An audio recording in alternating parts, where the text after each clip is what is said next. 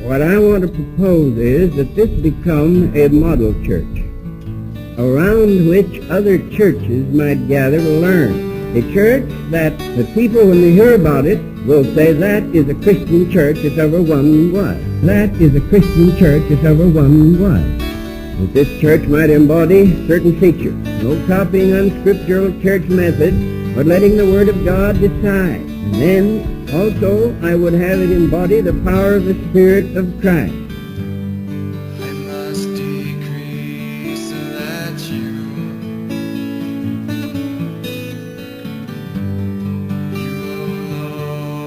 Lord, may increase. Chapter 1 of John, Peter found Nathanael and said to him, "We have found him about whom Moses in the law and also the prophets wrote, Jesus, son of Joseph from Nazareth." Nathanael said to him, "Can anything good come out of Nazareth?" Philip said to him, "Come and see." When Jesus saw Nathanael coming toward him, he said of him, "Here is truly an Israelite in whom there is no deceit or no guile at all." Nathanael asked him, "Where did you get to know me?" Jesus answered, "I saw you under the fig tree before Philip called you." Nathanael replied, "Rabbi, you are the Son of God, you are the King of Israel." Jesus answered, "Do you believe because I told you that I saw you under the fig tree? You will see greater things than these." And he said to him, "Truly, very truly, I tell you, you will see heaven opened and the angels of God ascending and descending upon the Son of Man. Behold, an Israelite in whom is no guile at all." Because to be guileless is to be utterly unself-conscious of oneself. It's to be free from ulterior motives. It's to have no exaggerated notion of one's significance or even of calling. To be free of deceit is to be free of ulterior motives, of cutting corners, of playing the angles, of allowing yourself to be known or recognized for certain attributes or spirituality or anything like that. Whether you are pumping yourself up and being deceitful or exercising guile in order to win appreciation or admiration is very much the same as allowing someone else to pump you up when what is being said is not so and needs to be stopped in its tracks. We have to be jealous for the truth. And to be free of guile is to be sensitive to the issues of truth. You're not given to cheap talk, trivial talk, loose talk, gossip. You don't have to be witty. You don't have to be amusing. You don't have to endear yourself to others. That's guile. Where you'll use conversation in order to make yourself attractive and acceptable. That's manipulation. Guile is having yourself as an object that needs to be elevated. I might well be addressing a generation that has never even heard the word before. Never used it. You don't know what it refers to. And don't even know that the whole world is steeped in guile, steeped in deception, steeped in lies, steeped in manipulations, steeped in cutting corners. It's either guilelessness, no guile at all, or guile. You can't have a little bit. A little bit corrupts the entire lump. Separate me from this world, Lord. Sanctify my life for you. Daily change me to your image. Help me bear good fruit. Could any good thing come out of Nazareth? He doesn't phony it up. He doesn't doctor it up. He doesn't hype it up. He sees the thing as it is, about himself, about Israel, about Nazareth, and he's introduced to Jesus as the son of Joseph of Nazareth.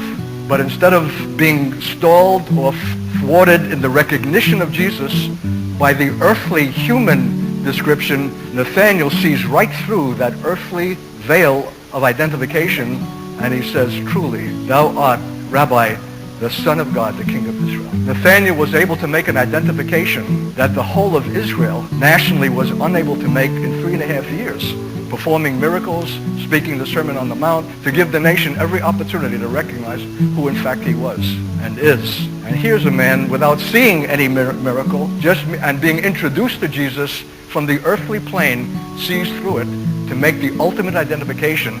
Here's what I'm saying. The pure in heart shall see God.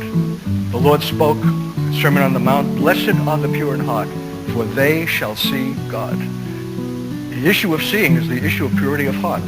Because you can catch a glimpse and see what is clouded for other men, because they have a prism that is clouded over with personal ambition, even for aspiring ministry or whatever. Because you're free from that, because your heart is pure, because there's no guile in you, no deceit, no cutting of corners, no angles, you're not playing anything, you're going to see God and the things of God.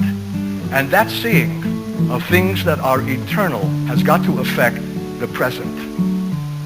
In fact, it may well be the very enablement to bear whatever the present brings, even if it means opposition, persecution, martyrdom, and death. That's what it meant for Stephen, who, like Nathaniel, saw the heavens opened. His face shone like an angel.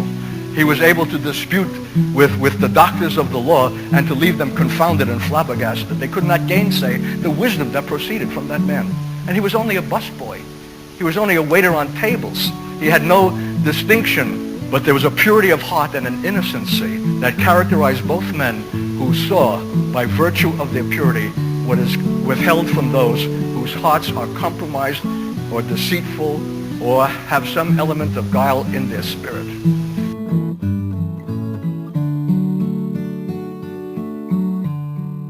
Rushing wind blow through this temple, blowing out the dust within. Come and breathe your breath upon me. I've been born again. Maybe a synonym for guilelessness would be innocence.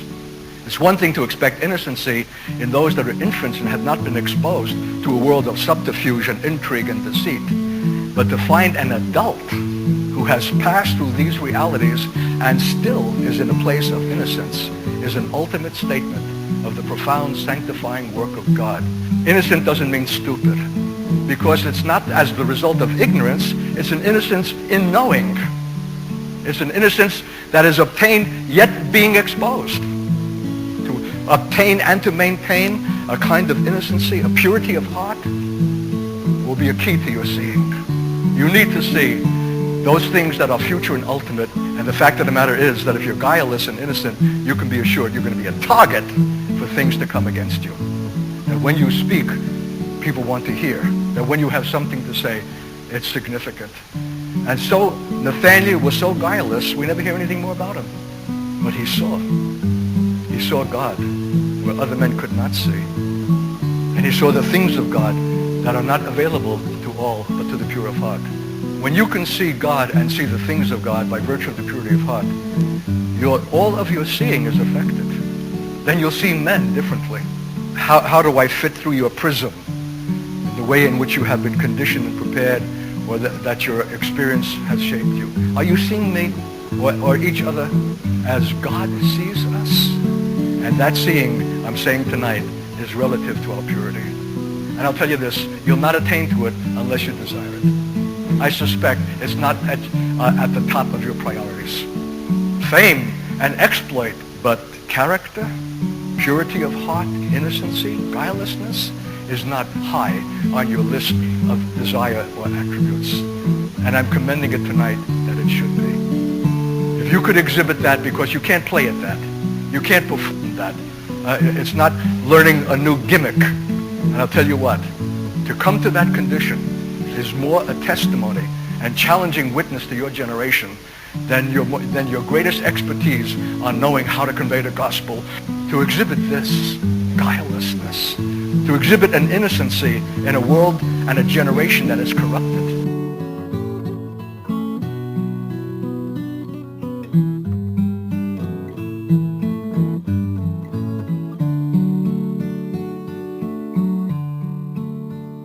Worship and witness and work. If we do these things rightly and sufficiently and wisely and well, we'll have very little time left for anything else. That's what we're here for. To worship, to witness, and to work.